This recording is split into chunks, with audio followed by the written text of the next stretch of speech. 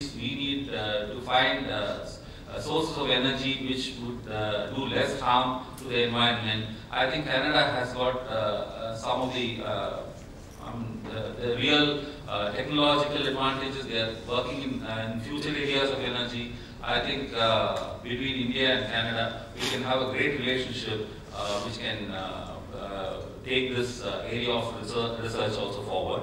I mean, in Indian Oil, we do have a relationship with the academic institutions in Canada, and I think these needs to be strengthened further to be of use for the future needs. So all in all, to sum it up, let me say that I think the time is now.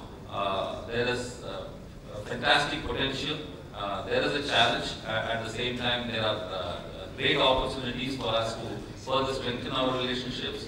And the oil and gas sector is certainly a big money gobbler, I would say, that and there is definitely enough scope. First time we are saying that it is the entire energy basket. Our demands are huge, and therefore there's no way it is a one fuel versus another. Everybody has a space to grow. Very well articulated, sir. I would now want to invite Clark. Clark, please come over. And I think 2 or 3 perspective points I would probably request you if you can share in your address. You know, I mean, India has been obviously a very large importer of LNG.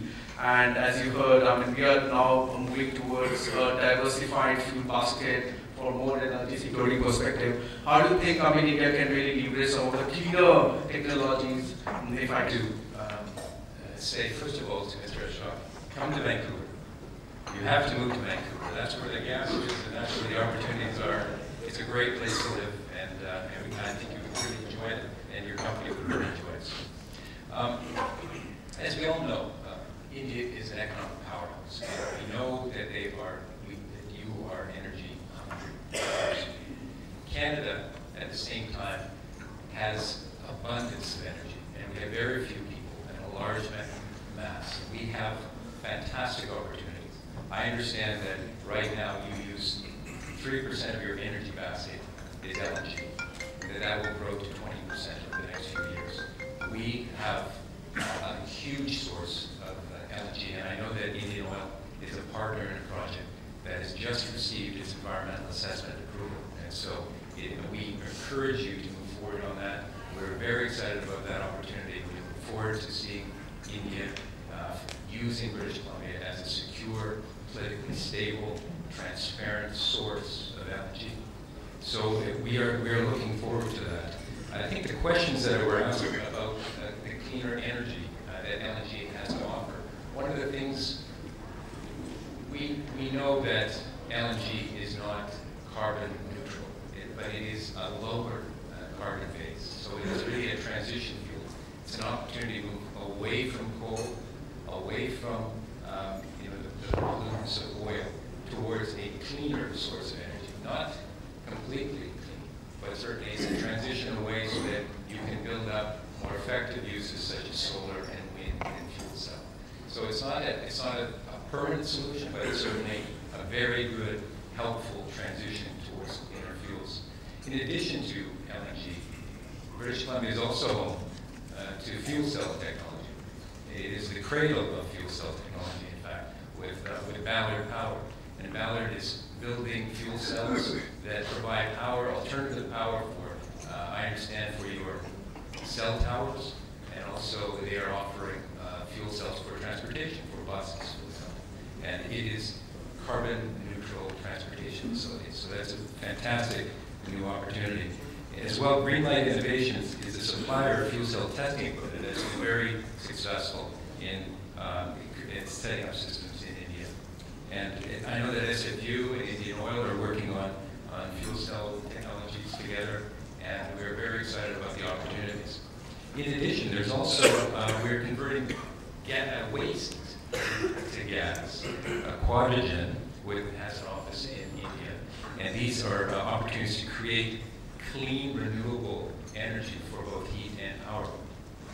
As well, there's Green Lane Biogas. It's a leading global supplier of integrated solutions to upgrade biogas. So when we think about British Columbia, we're not just thinking about LNG, we're also seeing fuel cell, we're seeing waste gas, As well, there's smart cities. You know, there's a number of initiatives in India which in British Columbia can play a role. We have a fantastic new company in Canada called Ausense, which is providing smart grid analytics to reduce power theft and improve grid efficiency. Because, of course, we have learned that energy use is not just creating clean energy, but also learning how not to use energy. And part of the process is developing energy efficiency so that you're using energy only when you need it. Now, I can't remember, I'm coming back to the questions you asked me. I think, what are the challenges of investing in India? And that, you know, I think that it's a challenge, there's a number of challenges, as I'm sure anyone that has invested overseas in other countries, understanding the culture, understanding the language, understanding the way business is done, being 12 hours apart so that you are never in the same business time zone, right? There's no overlap with business time. It's a very difficult process. With respect to LNG, we have low commodity prices, and we have distance support, so we have to overcome. These are things that are difficult, but not impossible to overcome. BC has a higher wage rate, and so we know that when people come to British Columbia, they are surprised by how expensive things are.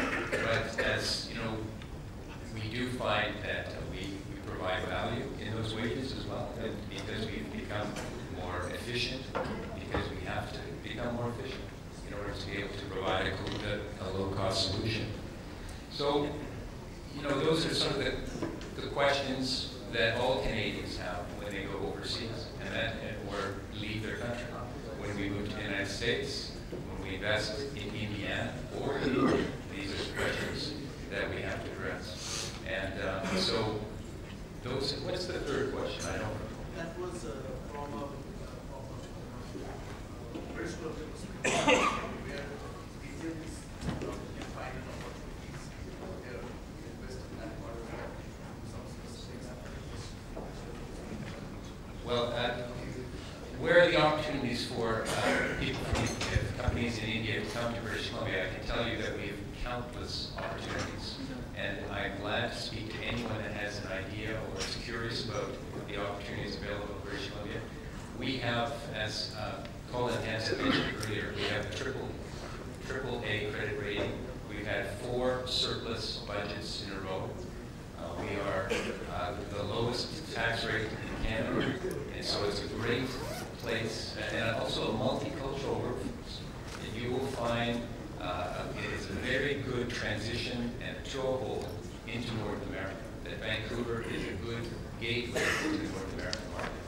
So if you have any questions or you have any curiosity about investing in British Columbia, please come and speak to me afterwards. We also have a BC Trade and Investment Office here in India, in Mumbai and in Delhi and in Chandigarh. So if you have any questions, I encourage you also to speak to them. So thank you very much for your time.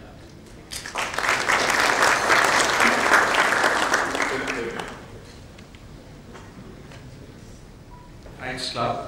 I now like to invite Mr. K.M. Singh, Chairman in HPC, to have his views as to how he sees this entire renewables and hydro as an opportunity. I mean, this has become a very big opportunity over the last 2 years. Hydro has always been a very large opportunity, the untapped potential, and where I think this corridor can also contribute quite significantly. Mr. K.M. Singh, please.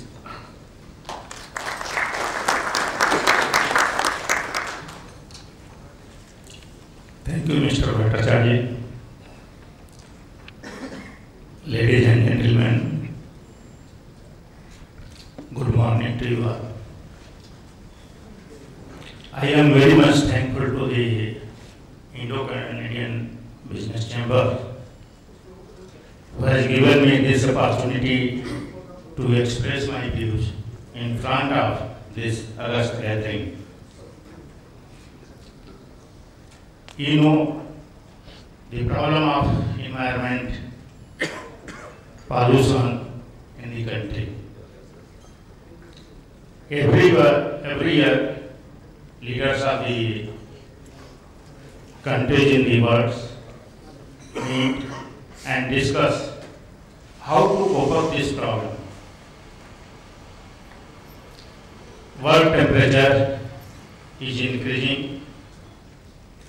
That changes the balance of the nature. Change of the natural system, change of the need. During last December 2015, in COP21, it was decided to capture the growth of the pollution, increasing the world temperature, which is resulting devastating harms to the world. Our Honorable Prime Minister Narendra Modi, during COP21, he has come forward and assured the world leaders India will meet 40% of its electricity growth from renewable energy to bring down this pollution intensity 35 to 40% by 2030. To meet the growth of the energy, electricity, he has given the targets to get 175 gigawatt of power from the renewable source. This renewable source is achieved by non-fossil fuel. In India, fast development is very fast, which require energy very fast. Depending on the need, our great leaders during past, they have opted for the fast growth of electricity, as today everybody knows, without electricity there is no life. In such development, India has achieved 70% of the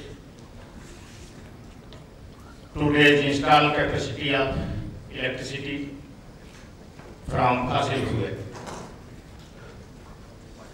That is coal.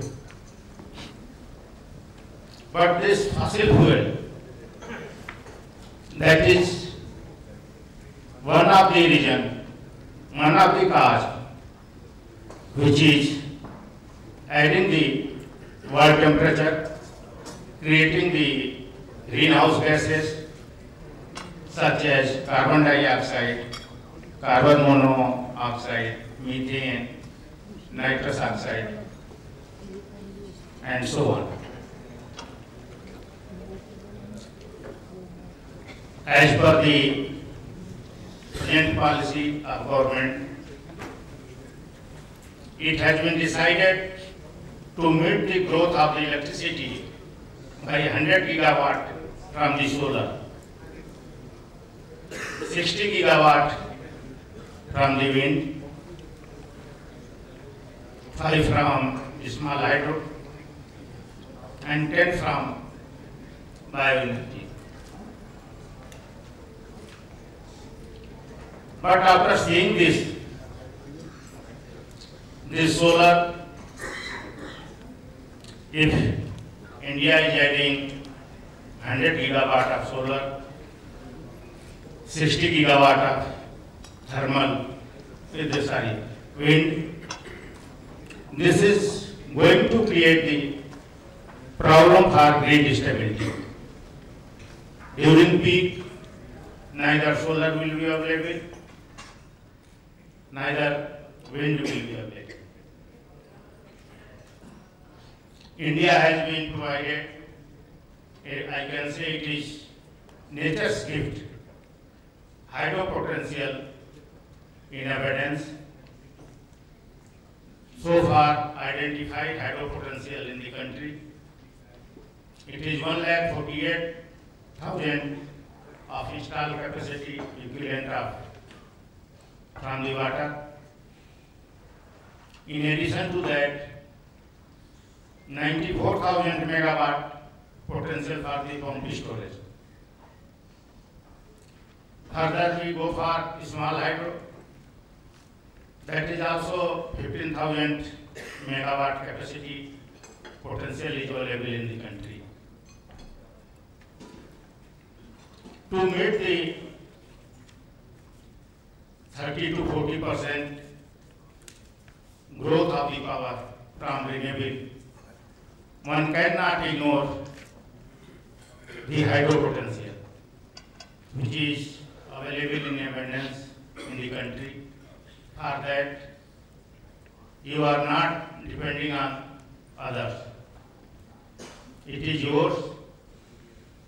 Only it requires to develop the potential and use as per requirement. Population is growing. Due to this heat problem of the world, snow are melting, creating the imbalance of the nature. Since last few years, you might have experienced that increase the summer months, winter is coming late and ending very fast. All these are due to fossil fuel used by thermal energy generation or industry. It has already been realized you have to go for renewable source, and in renewable source, hydro is main source. So far, this has not given importance due to its inherent demerits or problems. Because hydro potential is in remote, accessibility is very difficult. One has to spend lot of money and lot of uncertainty is there. India has been divided in 6 zones as per the availability of this hydro potential. That is, first is Indus Basin, then Ganga Basin, Central River, East flowing river, West flowing rivers.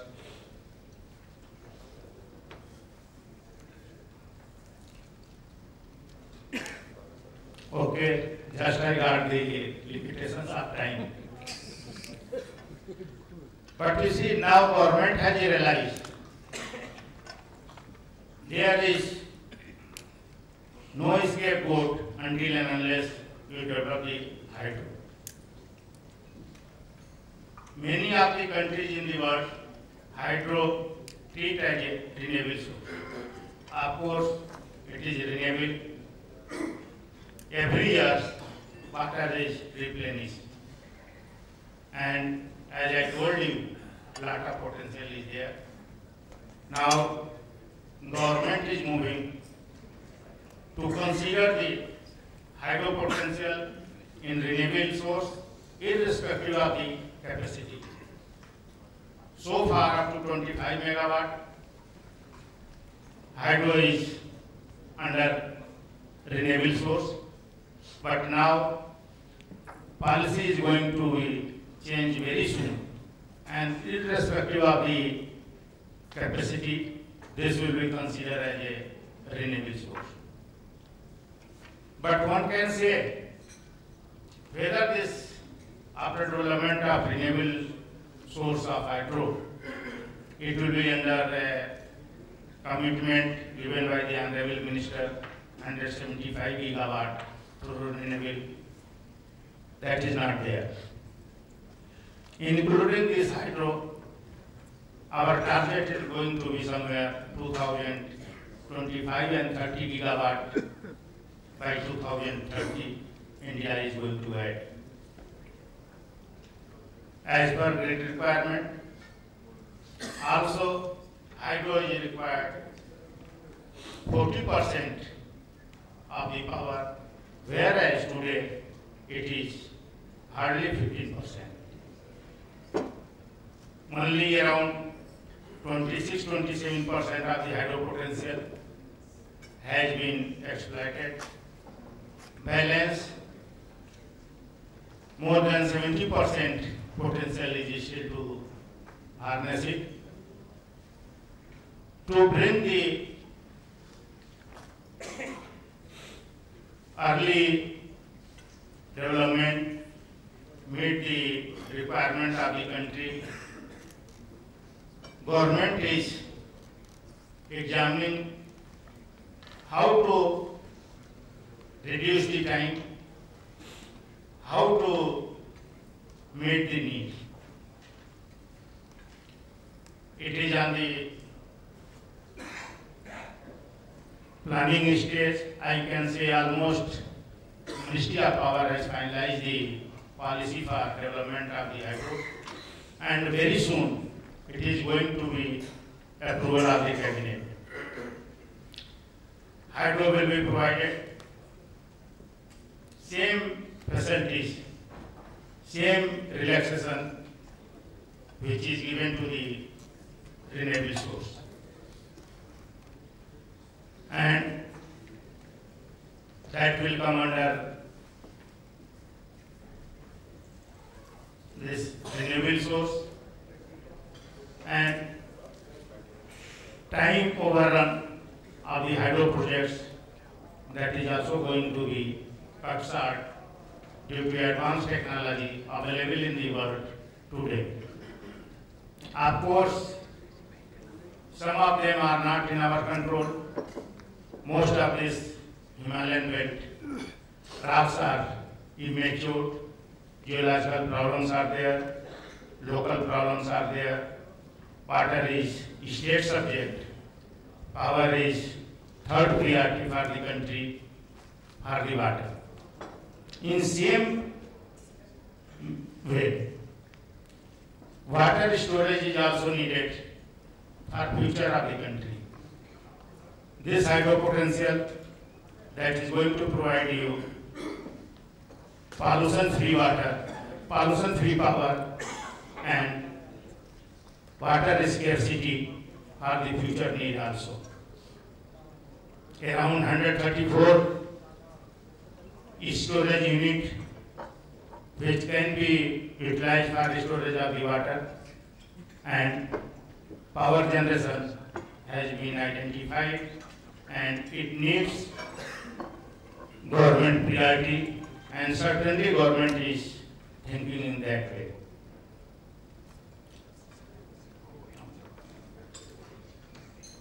Seeing the need and commitment of India,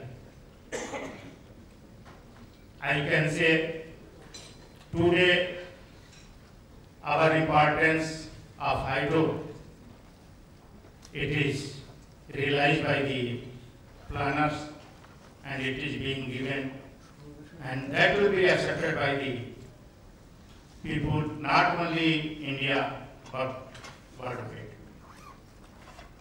Actually, lot of the scope is there to speak on this, but as a time limitations, I can say only government is realized and India is having lot of potential.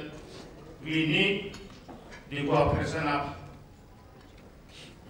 other countries like Canada, which I developed, their hydro potential are not only their utilization, their use, but also some of the power plants dedicated for the USA.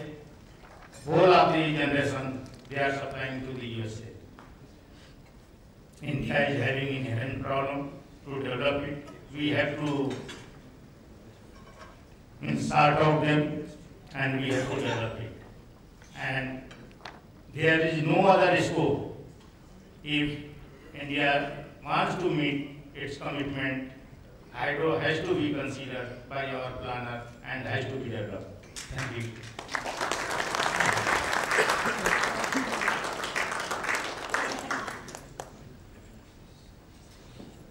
Thank you, Mr. Singh. Now I would invite Mr. Tanu Chakraborty. He is the Director General DGH, and he has been a midst of a lot of policy regime change, which has made very investor friendly.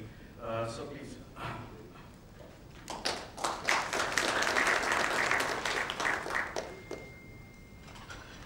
Good morning, ladies and gentlemen.